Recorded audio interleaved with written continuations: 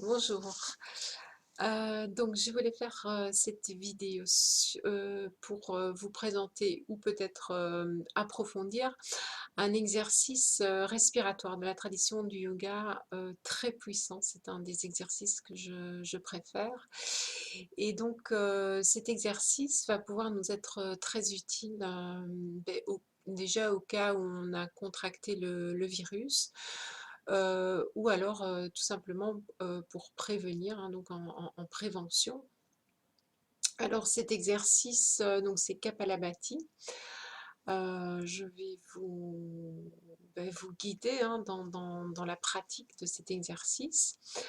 Donc ça va nettoyer nos poumons, hein, puisque le virus en question ça a trait vraiment à la sphère respiratoire. Donc ici, dans cette pratique, on va vraiment nettoyer tous les parties résiduelles au niveau des poumons. On va travailler aussi au niveau de la sangle abdominale, très importante pour bien savoir respirer entre le haut et le bas du corps.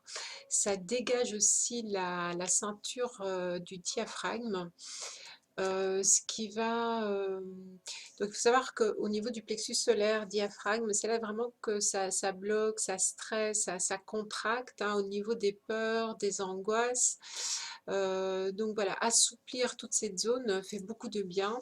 Ça va également agir sur la sphère digestive hein, parce que ça va masser les organes digestifs et là aussi c'est un foyer émotionnel. Donc vous voyez, ça fait du bien physiquement mais aussi au niveau psychique et Kapalabhati au niveau un peu plus énergétique va vraiment libérer, purifier les mémoires, des mémoires ancestrales, des mémoires du passé aussi, toutes les mémoires douloureuses auxquelles on se raccroche.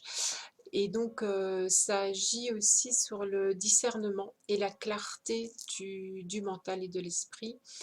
Et bien sûr, de façon générale, ça va vraiment fortifier notre immunité. Et c'est pour ça que c'est aussi un exercice qui est très intéressant en cette période de fatigue, de peur, de contagion, etc.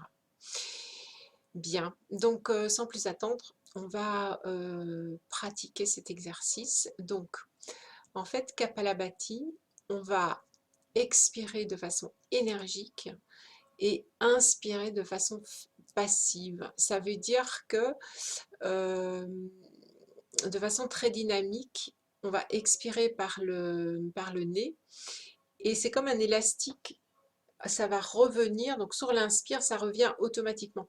Donc en fait, on ne se concentre pas du tout sur l'inspire, c'est vraiment l'expiration qui est dynamique et assez soutenue. Hein, donc c'est vraiment par rafale en fait qu'on va expirer dynamiquement. Alors ce qui est important, c'est de ne pas lever les épaules parce que sinon vous montez l'énergie et donc Kapalabhati, vous verrez que ça va vraiment au niveau du ventre, il va y avoir un mouvement. Mais on ne va pas trop s'en préoccuper, sinon ça va être trop de choses. Simplement essayer d'être détendu au niveau des épaules. On va déposer le bassin, sentir vraiment prendre le temps. C'est important parce que sinon il n'y a rien qui se passe, il n'y a pas de circulation d'énergie, il n'y a pas de purification. Ça sert à rien de vouloir aller trop vite. Donc le bassin, on va sentir le poids du bassin sur l'appui, relâcher les jambes, les épaules descendent également, sentir qu'on est déposé sur le sol, on est en ouverture, c'est-à-dire qu'on est relié au grand tout. On prend peut-être 2 petites secondes pour fermer les yeux, bien respirer on va essayer de mettre l'attention dans le bassin.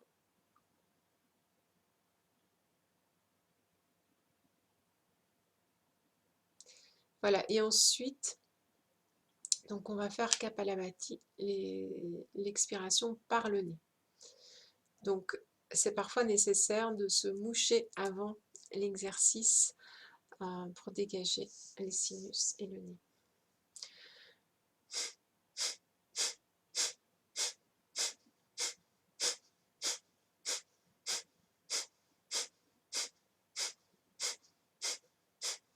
Alors j'espère que vous entendez le bruit pour vraiment écouter ce dynamisme. C'est vraiment une expulsion. C'est vraiment expire, expire. Et ça revient tout seul. Alors, petite précision encore pour bien faire l'exercice. Le problème, on va dire la difficulté, ça peut être le rythme. Chacun, ça dépend si on pratique déjà Kapalabhati, ça dépend si on a une capacité respiratoire déjà travaillée, développée, si on fait déjà du yoga, etc. Donc plein de critères. Donc si au début ça marche pas, cette rafale aussi rapide, on peut faire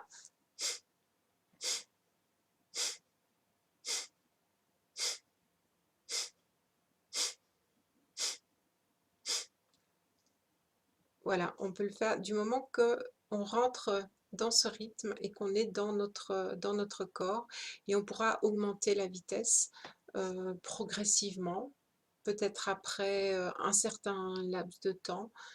Voilà, l'important, si on veut faire vite dès les premiers temps et que ça ne nous va pas, on risque de rater l'exercice et voire d'abandonner. Ce serait vraiment très dommage. Donc tout le monde peut faire Kapalabhati. On va essayer de le faire un rythme qui est le nôtre, hein, essayer de ressentir. On va le faire ensemble. Après, bon, si je vais trop vite, essayez de ralentir pour vous. Donc c'est parti, on va faire une petite séance.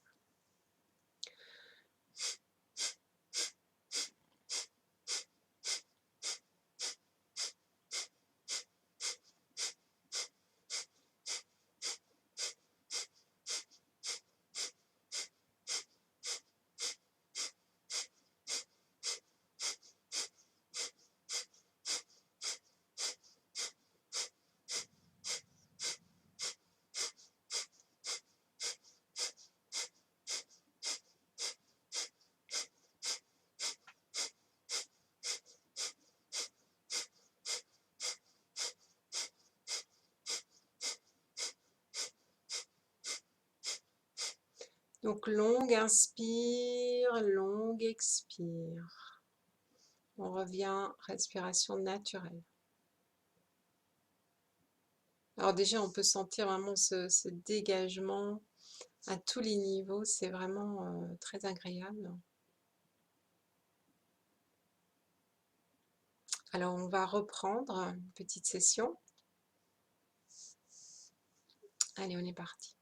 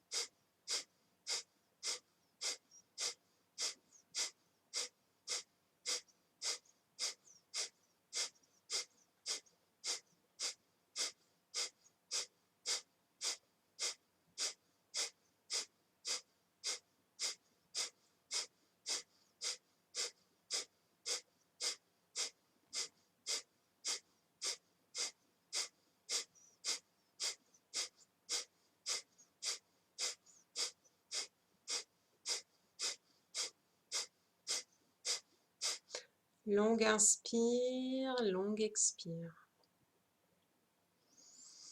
On respire naturellement. Alors, ce qui est important aussi dans Kapalabhati, c'est d'essayer de garder, une fois qu'on a le rythme, de rester plus ou moins sur le même rythme. Là, on respire naturellement, on écoute le corps, donc on peut fermer les yeux quand on fait Kapalabhati. On essaye de ne pas partir dans les pensées. Alors, il faut savoir que Kapalabhati peut aussi se faire en marchant, dans la forêt par exemple. Donc, voilà, c'est un exercice qui peut s'adapter à plusieurs environnements. Alors, ce que je vous propose, c'est de refaire une petite session et cette fois-ci on va bouger. C'est-à-dire on va tourner au niveau de la taille. J'ai un petit peu mais c'est comme ça. Donc on va tourner au milieu, donc au niveau de la taille et tout en faisant Kapalabhati. Donc je continue mon rythme Kapalabhati. Je tourne, je reviens, je tourne, je reviens. C'est vraiment pour toucher vraiment toute la sphère du bassin, toute la ceinture du diaphragme. Et aussi, donc quand je tourne comme ça, je modifie aussi, j'accentue l'ouverture de la partie haute, pardon, partie basse des poumons. Ok, donc on est reparti pour une petite session ensemble. Ok.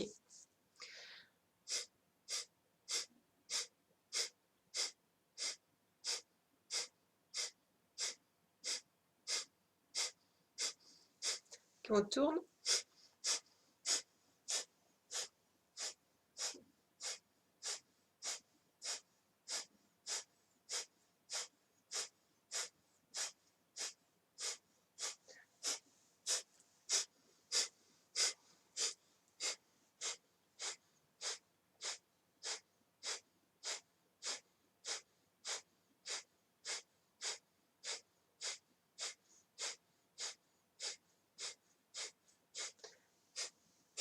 On revient.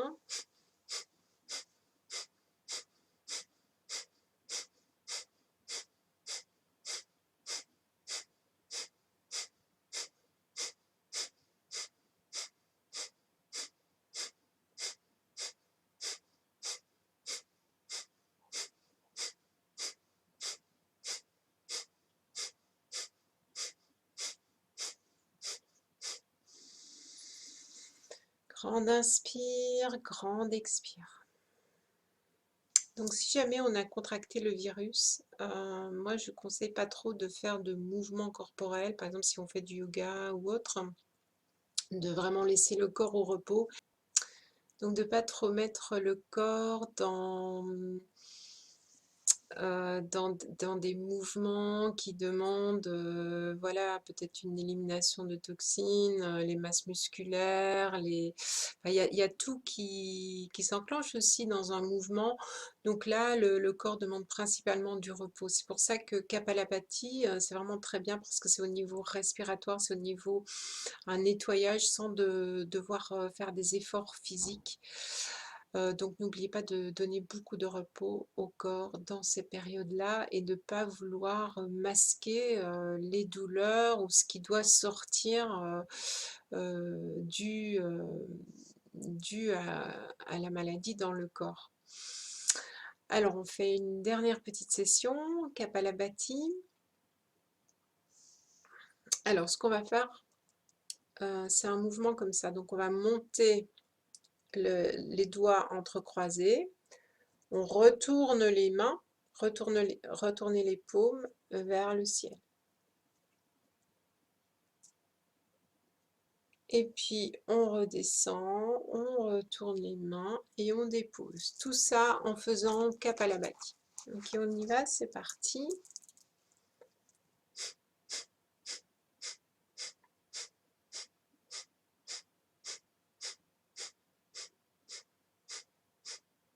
Ok, on lève les mains.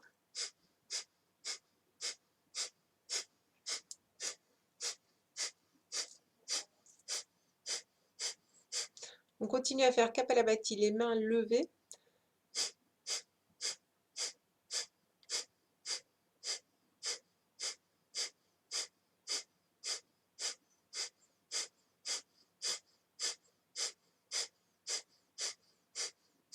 Puis on descend.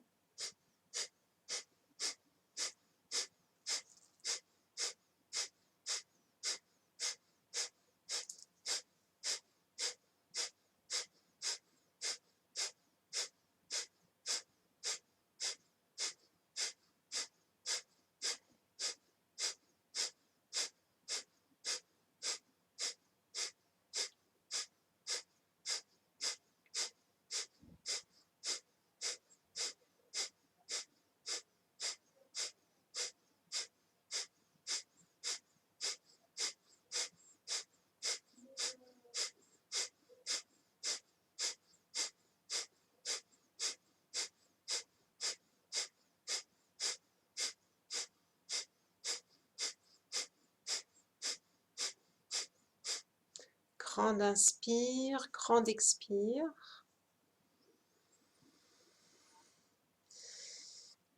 Voilà, dernier conseil, c'est de, quand on sent qu'on, peut-être qu'on étouffe, qu'on n'arrive plus à faire Kapalabhati, ne pas forcer. On fait une longue inspire, une longue expire, et puis on reprend, plutôt que de s'étouffer. Donc vraiment, ne pas forcer le rythme. Voilà, il est bien entendu qu'on peut prolonger bien sûr les séances. Donc si on a la tête qui tourne, bon, ça veut dire qu'on régule mal en fait c'est-à-dire que l'énergie, on va dire, est trop bloquée dans les hauteurs et donc ça ne descend pas assez et donc ça monte au cerveau. Donc si ça arrive, eh ben, simplement on met le pouce au niveau du troisième œil et on attend que ça se calme un peu. Donc voilà, écoutez-vous, voyez ce que le corps produit comme sensation. Et donc voilà, vous pouvez faire des séances de 15 minutes, de 20 minutes, de 5 minutes, hein, si c'est ça que vous avez besoin. Voilà, merci de m'avoir écouté et à très bientôt.